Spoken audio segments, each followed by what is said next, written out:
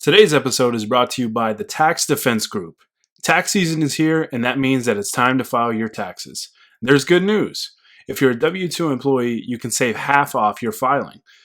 All you have to do is call the Tax Defense Group before April 15th, 2020, and mention that you saw this ad on UCAS Studios. Millions of Americans will get money back after they file, and you can be one of them. Call the Tax Defense Group today at 800-850-7973. That number again is 800-850-7973. And you can visit them online at thetaxdefensegroup.com. Today's episode is brought to you by Writer Junkie. Are you looking to make more money in 2020? One of the best ways to do that is by having a new resume that can help you get that dream job. Writer Junkie offers affordable, well-written resumes for the low cost of $145. They'll even throw in a cover letter for no additional charge. All you have to do is mention that you saw this ad on UCAS Studios, and they'll get right to work. Call Writer Junkie today at 805-587-7966, and you can visit them online at writerjunkie.com.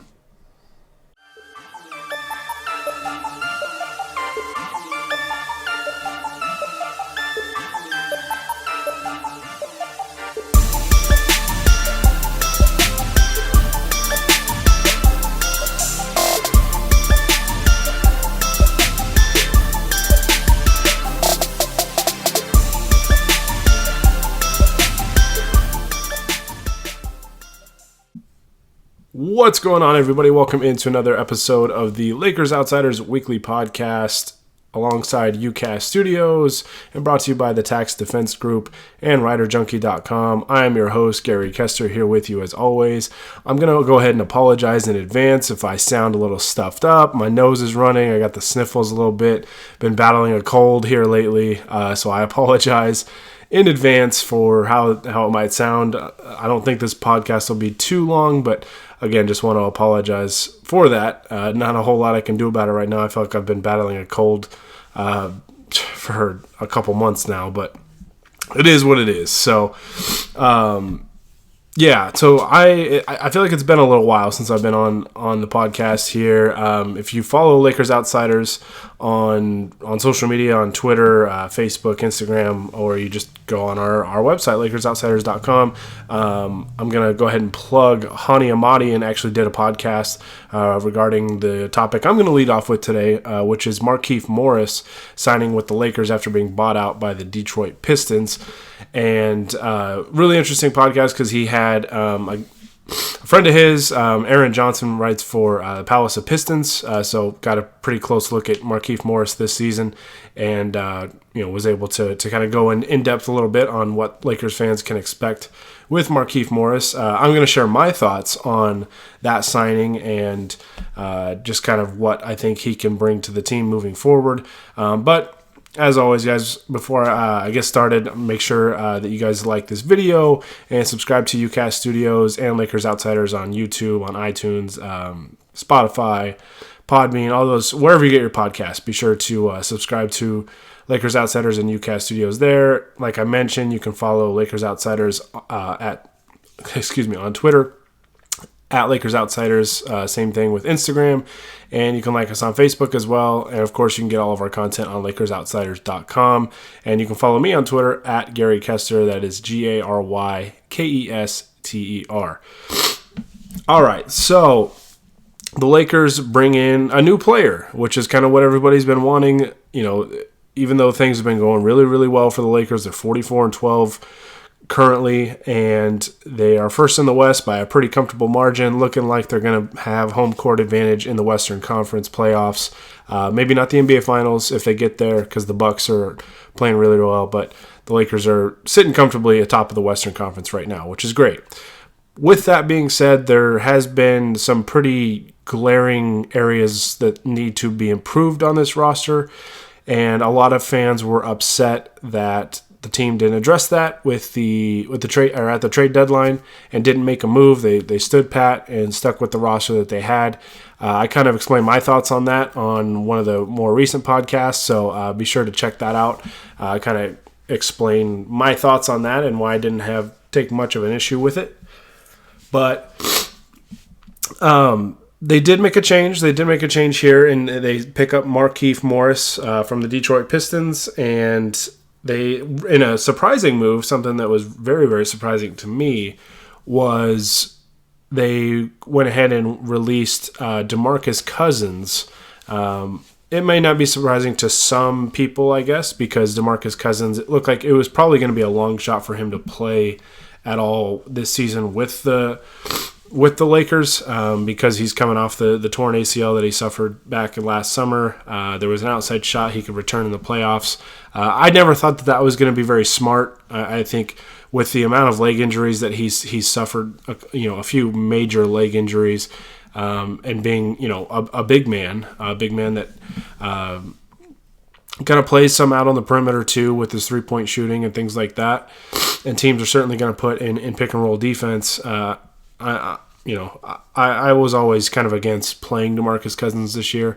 I do hope that he is a Laker again next year. I do know that the Lakers like him a lot, and I know that they didn't want to necessarily release him, but they also really value this team's chemistry, and I think releasing a player like Troy Daniels, for example, not saying that it can't still happen, but I think the idea was adding a player to this roster that can contribute while losing someone that was not contributing on the court.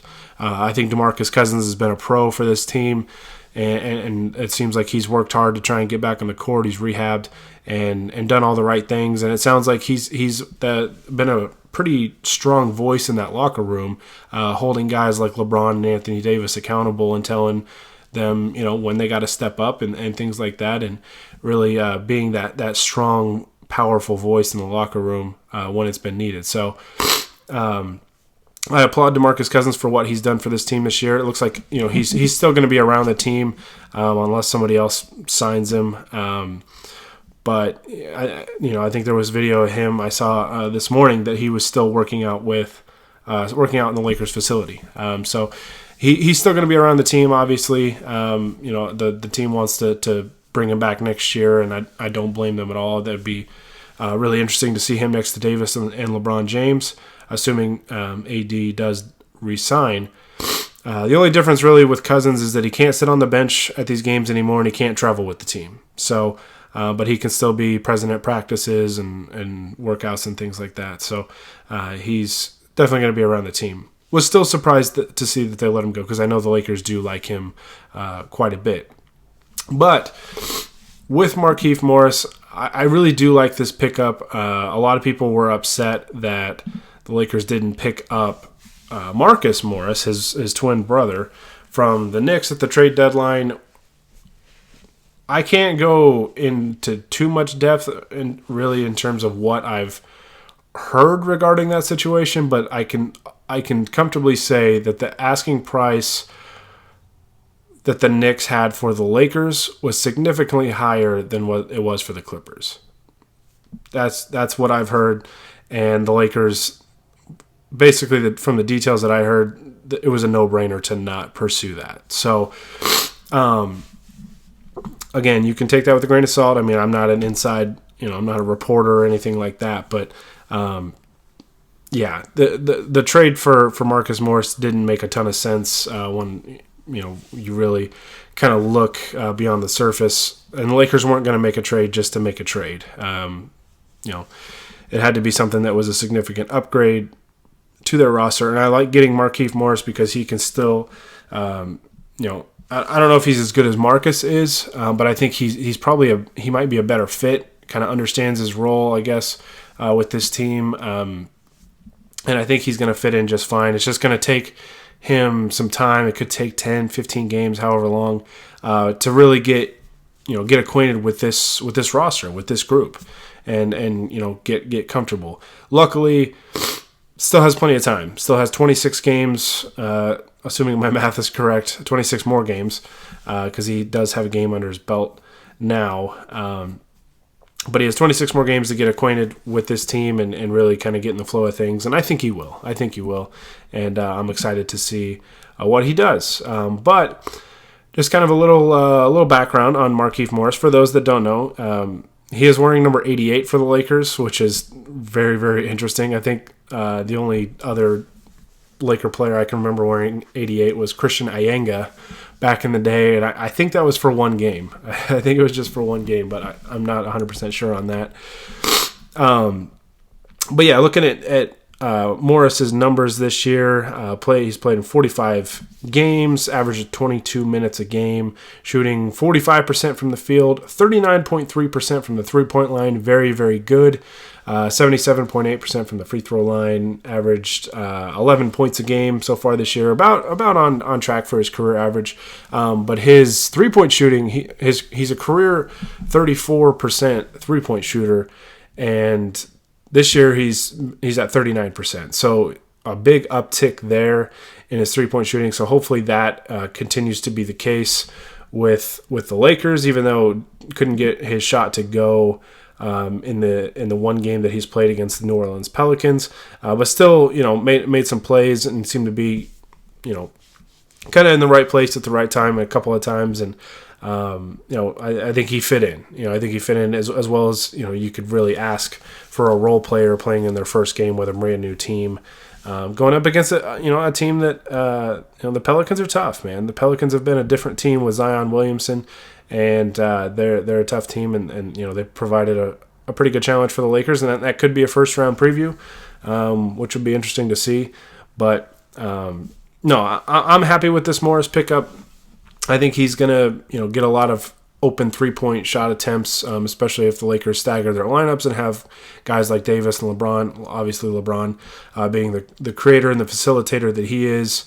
I think that's going to free up a lot of shots for other guys. Danny Green benefited from it a lot in the Pelicans game. Hit 5 of his 9 3-pointers. So if Morris can knock down open threes, I think he's going to be just fine. Another reason why I really like this pickup is because Morris is kind of a natural 4, kind of that stretch 4, which is really, really good. And I think that can put Kyle Kuzma at his more natural position. Kuzma coming in was kind of like this 3-4 combo. You didn't really, you weren't exactly sure what he was. Could kind of do a little bit of both. And then the Lakers experimented with playing him as a small ball 5 at times, and that didn't work. But to me, Kuzma's a wing. I think he's a small forward at this point. He has kind of a perimeter style offensive game. Can be a 3-level scorer, which I like about Kuzma, and that's why I continue to believe he's gonna be able to figure it out and become a very valuable weapon for this team. Hopefully, in the playoffs when it matters the most. But I think with Morris there being, he's a pretty physical presence.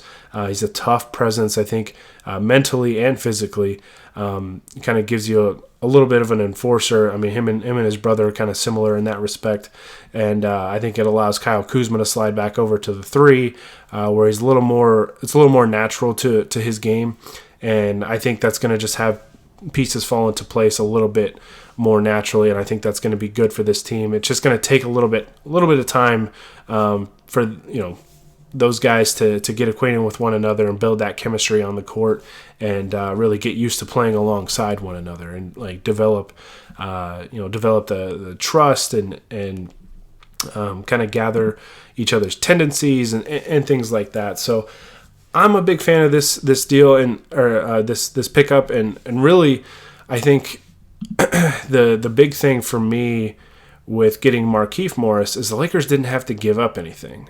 They didn't have to give up any picks. They didn't give up any players like they would have had to do for Marcus Morris or any other player at the trade deadline. They simply just added to the group that they have. Again, they lose DeMarcus Cousins, but I think Cousins is still going to be around the team, and I don't think that that's a huge issue.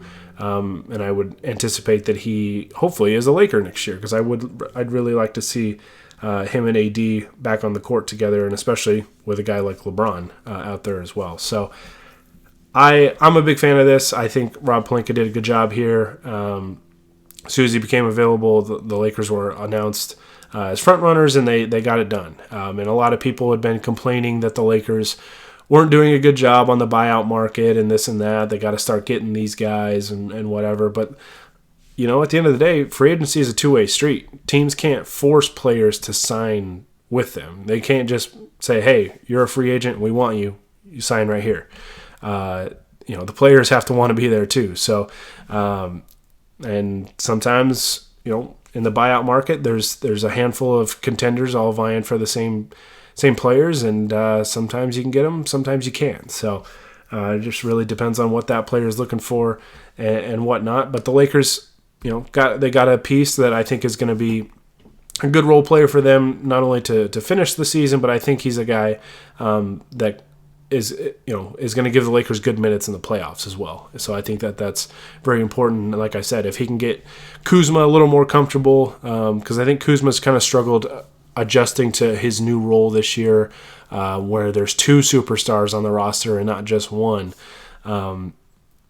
If Kuzma settles into his role a little bit, and he's able to get his offense to be a little more consistent, and he's able to knock down the 3-point shot at a higher rate, I think that's big for this Lakers team. So hopefully Markieff Morris is the missing piece to that puzzle and can really kind of have everything fall into place. He can't necessarily do anything about the backup point guard situation, but I am going to be talking about that on the next podcast. So that's a podcast in and of itself. Those are my thoughts on Morris. Let me know what you guys think about Markieff Morris in the comments. I'm curious to know what you guys think. You excited for this move? You think it's just or are you not excited for it? Whatever. Let me know. I want to hear it. I'm excited for it, and I think he's going to be a big help for the Lakers moving forward. So before I talk about the last couple games for the Lakers, I'm going to take a quick break and give you a word from our sponsors. Today's episode is brought to you by the Tax Defense Group. Tax season is here, and that means that it's time to file your taxes. There's good news. If you're a W-2 employee, you can save half off your filing. All you have to do is call the Tax Defense Group before April 15th, 2020, and mention that you saw this ad on UCAS Studios. Millions of Americans will get money back after they file, and you can be one of them. Call the Tax Defense Group today at 800-850-7973. That number again is 800-850-7973, and you can visit them online at thetaxdefensegroup.com. Today's episode is brought to you by Writer Junkie. Are you looking to make more money in 2020? One of the best ways to do that is by having a new resume that can help you get that dream job. Writer Junkie offers affordable, well-written resumes for the low cost of $145. They'll even throw in a cover letter for no additional charge. All you have to do is mention that you saw this ad on UCAS Studios, and they'll get right to work. Call Writer Junkie today at 805-587-7966, and you can visit them online at writerjunkie.com. All right, so before I get out of here, I want to talk about the last couple games for the Lakers. The Lakers actually have quietly put together a nice little win streak here going into the All-Star break. They reeled off a couple wins in a row, especially that last one was really, really exciting at Denver, winning in overtime. So they won their last 3 games going into the All-Star break. They've won their first 3 coming out of the All-Star break, beating the Memphis Grizzlies 117-105. That game and the Pelicans game felt kind of similar, where it seemed like the Lakers would kind of extend the lead out a little bit, and they'd let a young team kind of start to fight back, and then the Lakers would push it back out, and so on and so forth. And interesting game. But we'll talk about the Boston game first. I want to focus really on the Celtics game and the Pelicans game. I thought they were both very, very interesting. The Celtics game, the Lakers jumped out and got off to a pretty strong start there in the first half, and then kind of did this thing that they've been doing before, or a lot throughout the season. The Lakers have had comeback wins, but there's just been like this tendency that when they get smacked in the mouth, it kind of rattles them a little bit, and they kind of get out of their game. And I kind of worry about that a little bit going into the playoffs, because in the playoffs, I mean, you're not getting, teams like Phoenix or Golden State or Sacramento. You're not getting those weak teams. You're getting a tough team every single night. A team that's game planning for you specifically, basically for that whole week to week and a half period that you're playing them. And you're going to get smacked in the mouth in the playoffs. That's playoff basketball. It's tough. It's physical. And you're playing against the best teams. So it felt like the Lakers again, this was kind of an instance where they really, really struggled when they got smacked in the mouth, and let Boston really go on a nice little run there. It was a very good game, though. It was a very, very good game. It was kind of back and forth.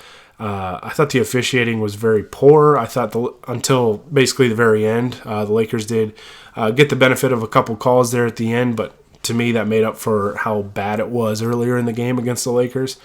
So I had no sympathy towards Celtics fans complaining about the officiating. To me, it all balanced out in the end. But Jason Tatum was really lighting up the Lakers, and I got to tip my cap to Kentavious Caldwell-Pope. I thought he really hounded Tatum in the fourth quarter. I actually thought Kuzma did a pretty good job on Jason Tatum. Had a number of possessions in the second half where I thought he did a good job kind of walling off Tatum a little bit, kind of limiting that dribble penetration. And KCP was just you could tell it was very irritating for Tatum at the end of that game. Drew a couple, drew the offensive foul at the end. There was also a play where it could have been an offensive foul on Tatum. Could have been, maybe a foul on KCP, but they let him play on, and the ball went out of bounds off of Tatum. I think he caught or touched the ball while he was kind of falling out of bounds. But KCP, man, did a really, really good job in the fourth quarter defensively. Lakers did a good job really adjusting in that fourth quarter because Tatum was just cutting them up. And they did a good job to really slow him down in that fourth quarter and get back in the game, get into a position to win the game. And credit to LeBron James, man. Hit a beautiful, beautiful turnaround fadeaway jumper over Jaylen Brown to give the Lakers the lead. And they didn't relinquish it after that. They made it a little harder than they needed to, missing a couple free throws. But that was a good win. It's always great to beat the Celtics, of course. But that's a team that's, even without Kemba Walker, is playing very, very well right now. And, it's a rivalry game. It's tough. Boston, as I'm recording this, is up 15 at Utah right now, which Utah is really struggling right now. But Boston's been kind of on a nice little roll lately. So it was nice for the Lakers to get that win, beat a quality team, and notch a very hard-fought win. So I was proud of them for digging deep, even though, like I said, there has been a habit that when they get punched in the mouth, it does rattle them a little bit. So I'm a little bit concerned about that. Hopefully that's something that gets resolved over the last quarter or so of the season. The New Orleans Pelicans game, I'll just start by saying LeBron James was absolutely phenomenal in this game. 40 points for him. That was a season high, I believe, for him. Got the Lakers to 44-12 on the year.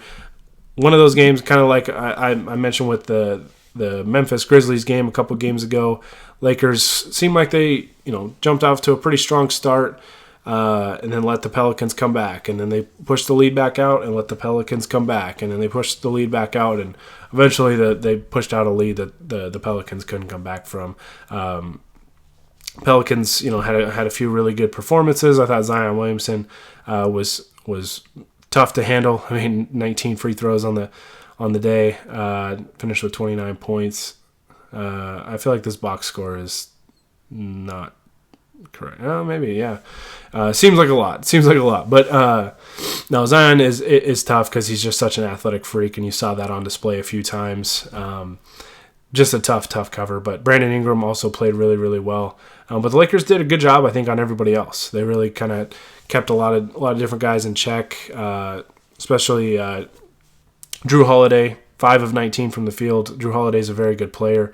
Finished with 11 points and 9 assists, but it was a very inefficient 11 points. So that's big. Lakers really clamped down defensively when they needed to, which is important. So, like I said, LeBron 40 points, 17 of 27 shooting, 5 of 11 from 3. It feels like he's been red hot from the 3-point line here lately. And that's very, very good to see. He also had 8 boards, 6 assists. 7 turnovers, which isn't great, but other than that, he was phenomenal in this game. The Pelicans just have nobody to stop him, which is why I know some people would be concerned because of Zion and the Pelicans could be a tough matchup for the Lakers, and I think they could be. There's potential for that, but man, I don't think they have anybody to guard LeBron, and ultimately I think if they met in the first round, the Lakers would move on. I wouldn't be overly worried about it. knock on wood. But KCP, I thought, played really well. 15 points for him, 6 of 11 shooting, hit 3 threes. Alex Caruso, man. You guys know I'm a big Caruso guy, but 17 minutes, he was a plus 20 on the game. I'm not a huge fan of single game plus minus, but I do like trends with stats like that, and he seems to always trend positive. So 8 points, 8 assists in 17 minutes. I mean, that's really, really good, and giving basically the Lakers haven't had that most of the year. You know, they've gotten it in certain games from Rondo, maybe bits and pieces from the other guys, but those 8 assists, that's so big that the Lakers can get another creator outside of LeBron James, because he's had to do so much with the creating offense for other guys that when he goes out of the game, the offense really, really suffers. So if they can get another presence like that can impact the playmaking and set up other guys for some easy buckets or some open looks and trust that they'll knock them down, I think that's big. And then Caruso, obviously, his defense is just absolutely fantastic. Credited with 2 steals and 1 block, but man, he just seems like he's always in the right place at the right time. Had unbelievable recovery or help side recovery and block on Lonzo Ball, and then followed it up shortly after with a 3-point play. He's just a spark plug, man. He's a spark plug, and I'll talk about this more on the next podcast that I record regarding him and Rondo and that backup point guard spot.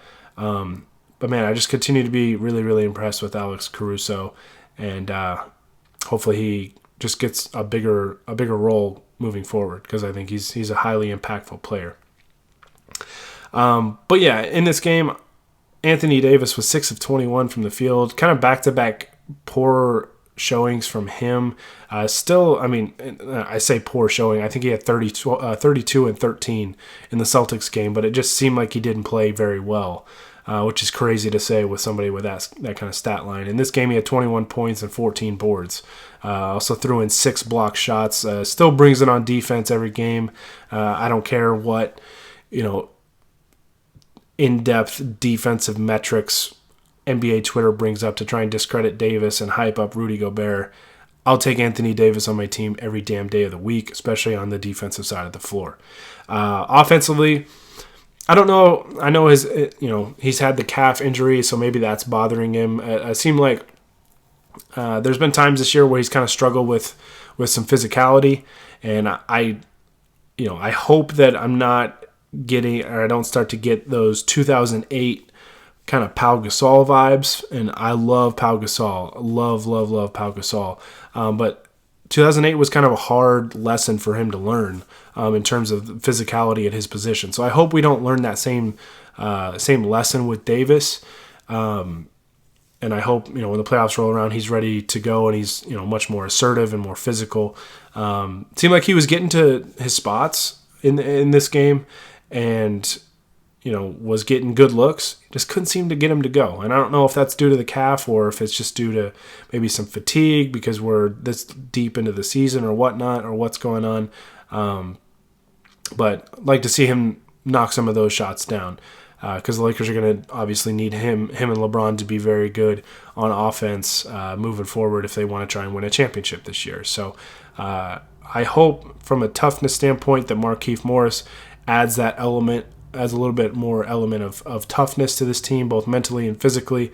And hopefully, we don't learn the same kind of lesson that we saw the Lakers learn in 2008 about being just being tough enough to win a championship. So hopefully we don't have to learn that lesson. Hopefully they are tough enough this year, and they're ready to go when the playoffs roll around. But been some signs here and there that they can be a little concerning. Not freaking out about it, but just a minor concern at this point. So, but at the end of the day, it's a win.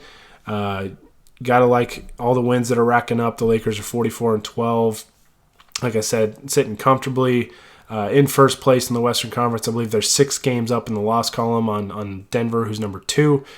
So they're sitting pretty. They're sitting pretty. I think their magic number to clinch a playoff spot officially is 5. So 5 Laker wins or 5 Pelicans and Blazer losses. The Lakers have the tiebreaker over both of them. So not that it's a concern. It's more like I'm just looking forward to the day that they clinch that playoff spot. And then it becomes, let's just focus on keeping the 1 seed at that point and keeping home court. So for those of you that are into that sort of thing, the Lakers could theoretically clinch a playoff spot within probably the next week, 1 or 2 weeks, I would think. So, like I said, good win. That's 6 in a row for the Lakers, quietly building a nice win streak, kind of like we saw earlier in the season, which is good because they went through some struggles here and there, especially with the injuries and whatnot. But looks like they're getting back on track and playing some good basketball. They play the Golden State Warriors next in Golden State, and LeBron James will not play in that game. Looks like they called it a groin injury. To me, it sounds like load management.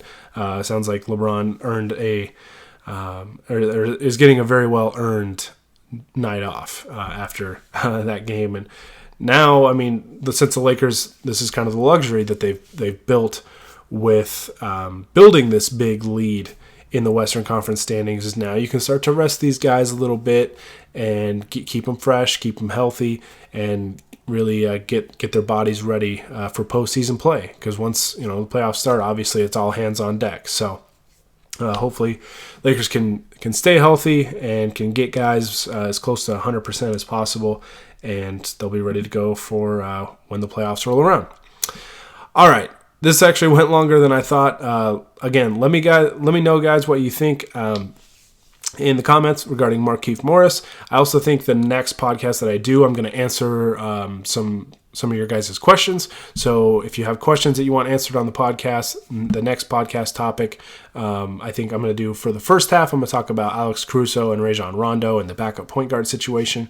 And for the second half, I'm going to answer fan questions. So be sure to get those in. You can leave them in a YouTube comment. You can tweet them at me at Gary Kester, whatever you need to do. So if you're listening to this on YouTube, drop them in a comment, and I will definitely take note of them and get to those on the next episode. If you're listening to this on whatever podcast platform, you're more than welcome to tweet them at me at Gary Kester, and I will get to those as well. So just let me know that they're for the pod. Yeah, like I said, I'm getting out of here. Thank you guys so much for listening. I always appreciate the support. I really can't say that enough. Really, really appreciate it.